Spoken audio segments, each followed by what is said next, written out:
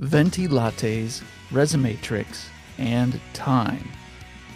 Today in the podcast, we're going to discuss how to get the best time management out of your schedule without killing your body and spending too much time on things that don't matter.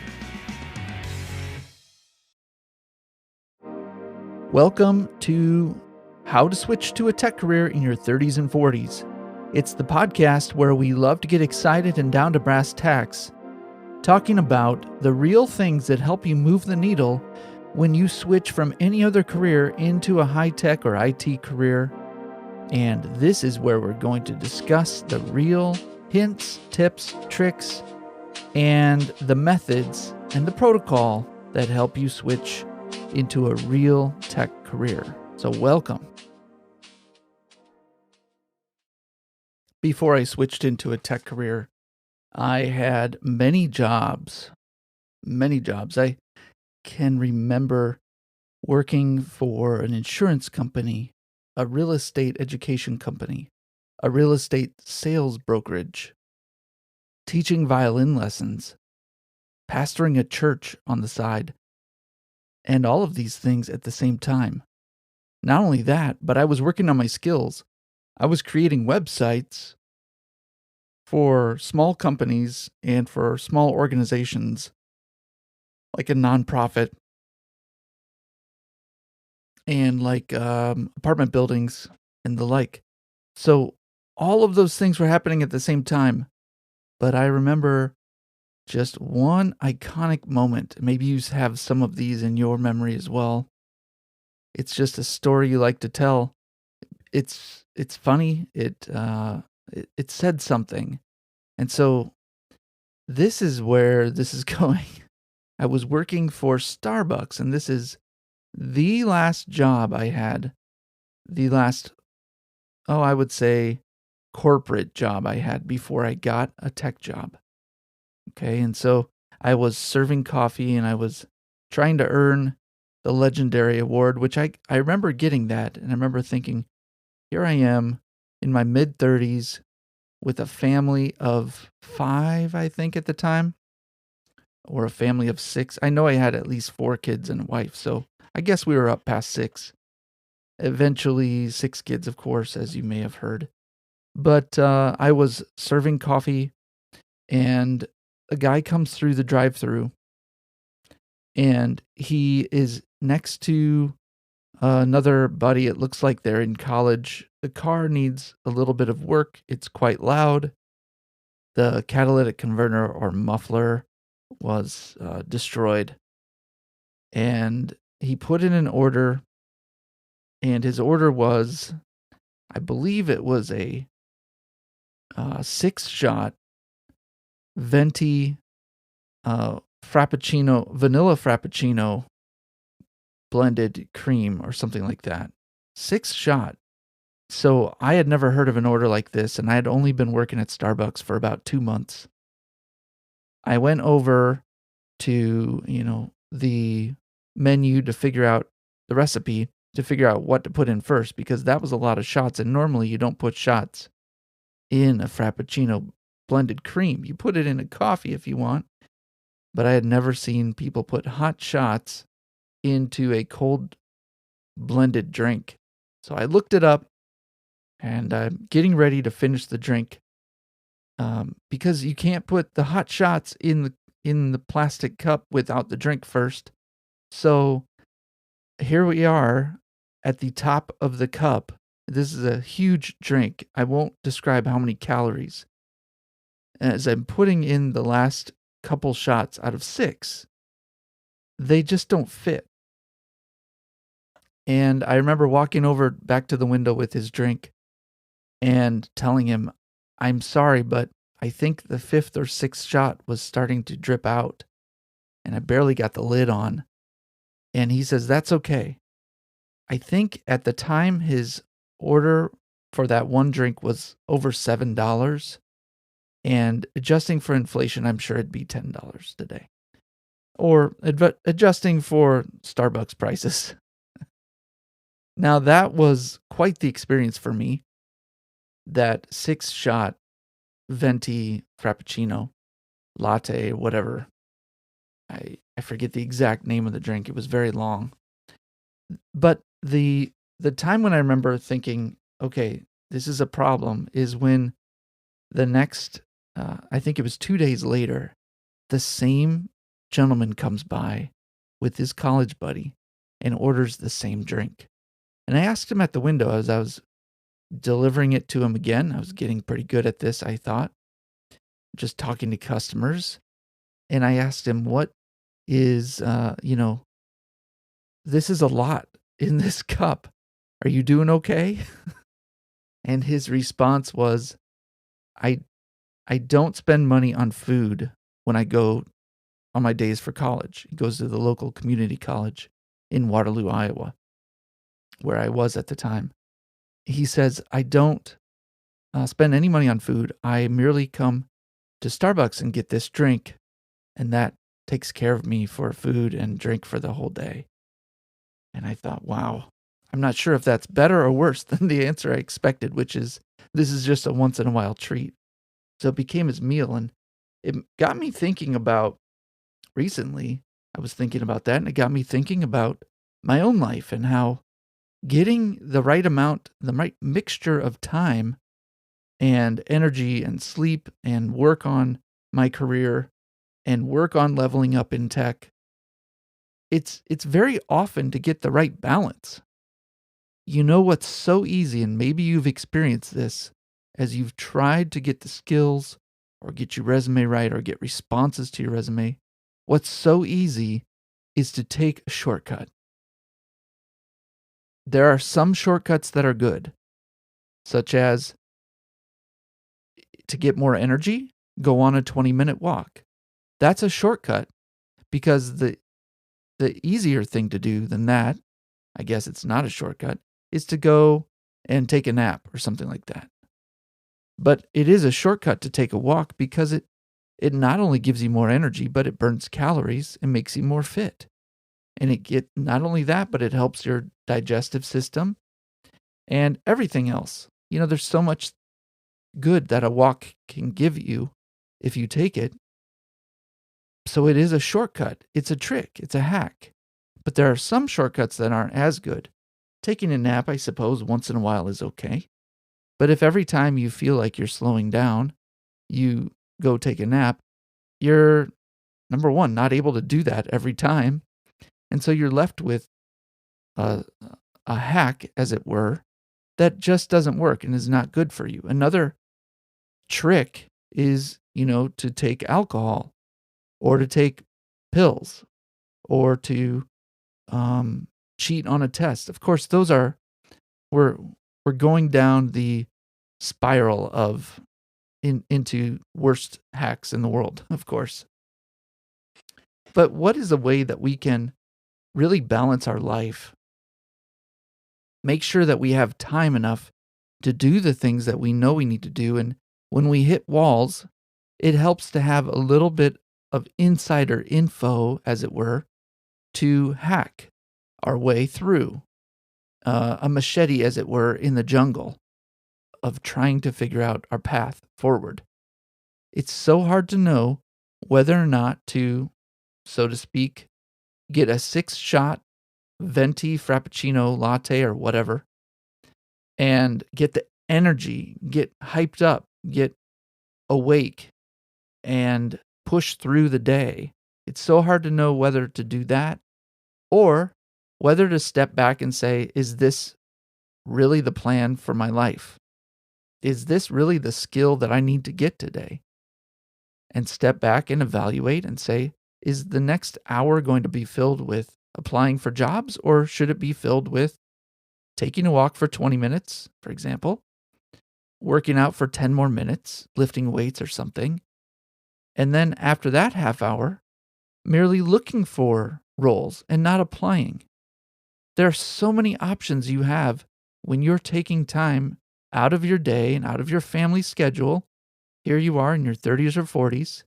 You're not sitting around at college trying to figure out what you're going to do in life. You're doing things already, and so time is so extremely valuable. If you feel that frustration or that pressure on you, I've felt that as well, and I feel that even now. As we get older, our responsibilities increase, and so we want to make sure that our career is right, and that's why you're trying to make a switch. So what can we do? We don't want to do things that are harmful. Let's talk about that for your time, and then I'm going to come back and talk about some resume helps for you. So first of all, with your time, I was just talking to my wife this morning, and I won't give you the exact conversation, but it went sort of like this. Last night I was tired, so I went to bed a little bit earlier than normal. And um when my wife came to bed, she was a little bit surprised that I was in bed already. She had been doing some other things for a school co-op for our children, so she was out for a while last night. When she got back and she saw that I was in bed, she was a little bit surprised. And um so I felt like maybe I shouldn't have gone to bed early. But one of the reasons I go to bed early is so that I can get up early. When I get up early, I get a lot done. I record this podcast. I get some studies done before I have to go to work. I may even exercise, or I may even make coffee for my wife. I drink tea. That's another podcast episode, why I don't drink coffee anymore. Remind me about that in the comments for this podcast. So I went to bed early, and then I set my alarm early.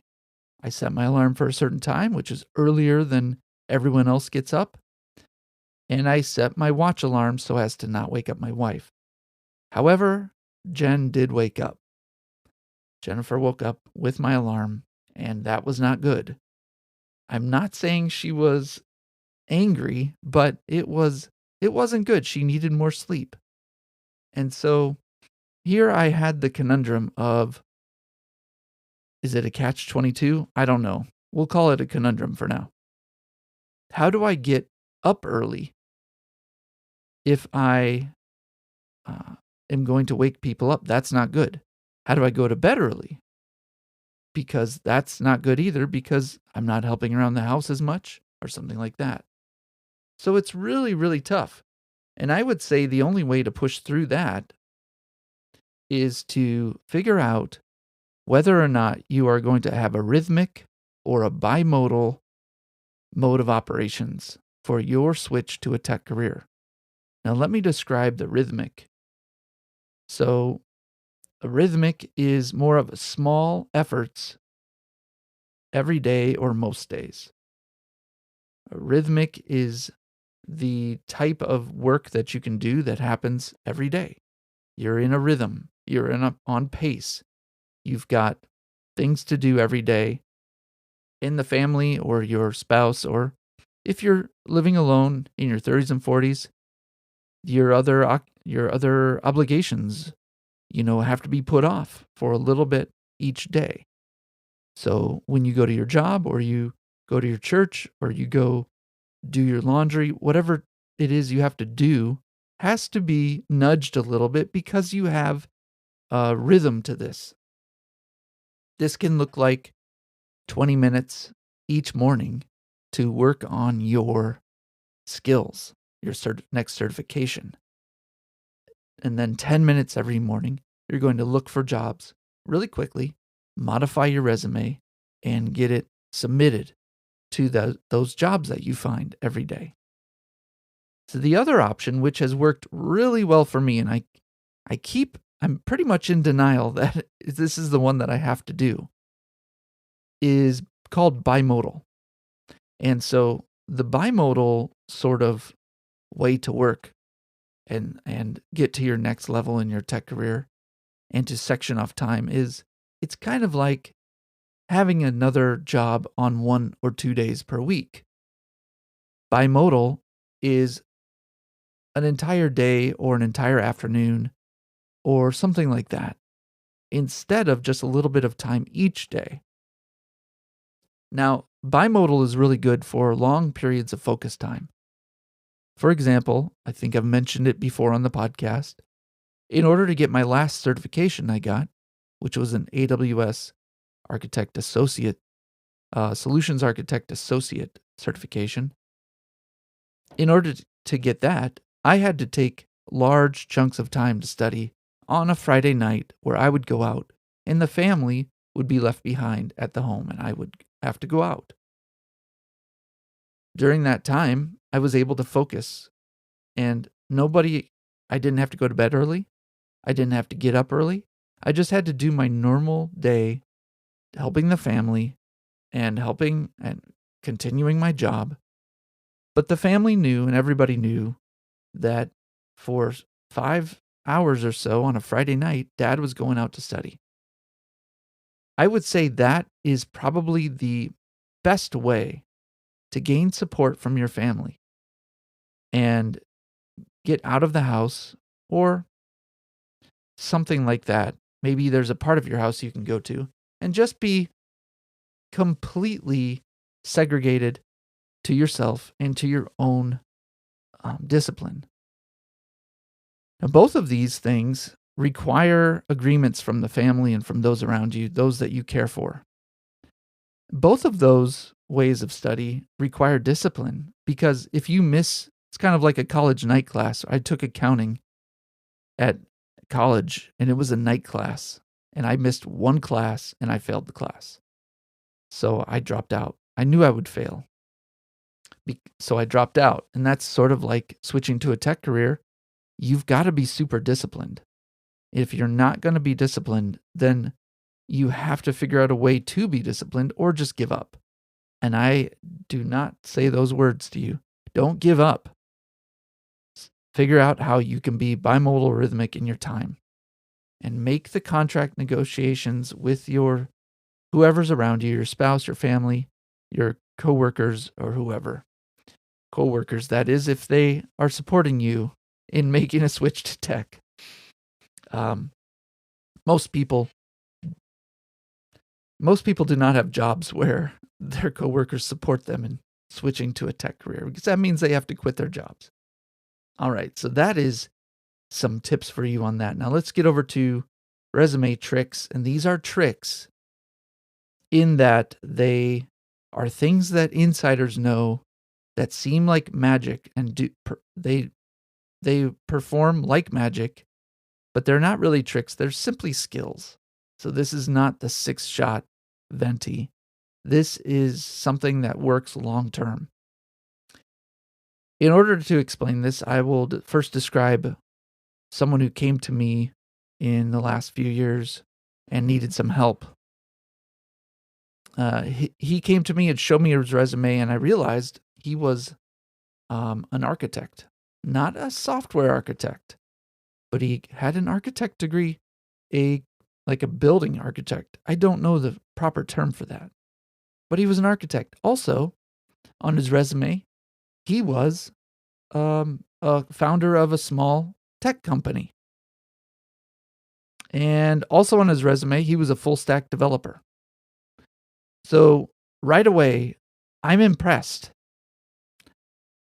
But the problem was, and you can probably see through it, the problem was he was so wrapped up in all of his skills and his impressive background. He was not a proud person. He was just doing what he thought was best, was show people what he can do. I told him, I asked him, what is the job you're going for? And he said, I want to be a full stack developer. And I said, well, cut everything else out of your resume that doesn't aim you that way. And he said, well, I don't understand why, because I have all of these credentials that certainly increase the desirability to work somewhere. I said, well, the company is going to wonder, if we hire him, when is he going to change back to being an architect? Because that's a high-paying position. Or if we hire him, what are the chances that he's going to run away and start another company? Because why should we hire him if he can start a company? And also, if he's trying to get a full stack developer position, that seems a little odd. Have you ever heard the term overqualified? That's the mindset that your employer will have if you show too many things that don't relate. Overqualified simply means distracted, or what are the chances that he's just not good at any of those things? In other words, if he was a good architect, why would he try to get a full stack career? Because being a full stack engineer may be a good income, but it's really hard to find someone who switches from being an architect into a tech career. So why was that? They might wonder. And I said, it's possible that they will think that you failed at being an architect and a founder of a startup company. So I asked him, what happened? He says, I just don't like those things. I didn't fail. I just didn't like them. So he took my advice. He removed those things from his resume, and he put on there, he kept his education there. So he kept his education as from a certain university, and he did not put what his major was. And after he changed his resume and simplified it, it was shorter. He applied and he got a position. So I would just recommend for you, how can you simplify and focus your resume? Are there places in your resume where you're trying to show that you have credentials or that you've been successful in life, but it will tell the hiring manager that you really did not succeed, and this is a backup plan? Some examples of things you could include, however, are, let's just say you are in the trucking business, the delivery shipping business, and you're a truck driver, and you're applying to a position to be a front-end developer, or let's say a business analyst at a trucking company. You should include some of your experience as a truck driver, because I think most people off the street, if I ask them, which do you think is a higher paying career, truck driver or software engineer? It's possible that it's a toss-up, or that some people will think software engineer is a better or, less stressful job. But that if you're switching into software engineer from being a truck driver, that you are trying to simplify your life. So you can justify that, and including experience as a truck driver and your success there may help you if you're applying to a position at a shipping or a trucking or delivery company, transportation company. So you can see where sometimes it would help to show what you've done in the past. All right, so that is a little bit about how you can schedule your time, brush up your resume into a focused manner, and get results you want. And some of the ways you should maybe take no more shortcuts, but think of smart ways to increase your time, energy, and the satisfaction your family or those around you that you love could appreciate that you are trying to get into a tech career. All right, so as we close out each podcast, we want to invite you, if you'd like to have some coaching done real time, you'd like to join the podcast and have a podcast episode where we're coaching you, I would invite you to sign up and use the show notes. There's a link there. You can go ahead and become one of our podcast interviewees, and you'll walk away with some training, some coaching, some encouragement. And if you need to remain anonymous, that is fine. So we'll hop on a call and we'll record it and figure it out from there. So if you want to stay anonymous, just let me know. Check the show notes, put that information in the show notes and in the link that I provide in the show notes, and have a great rest of your day. Hope to see you soon.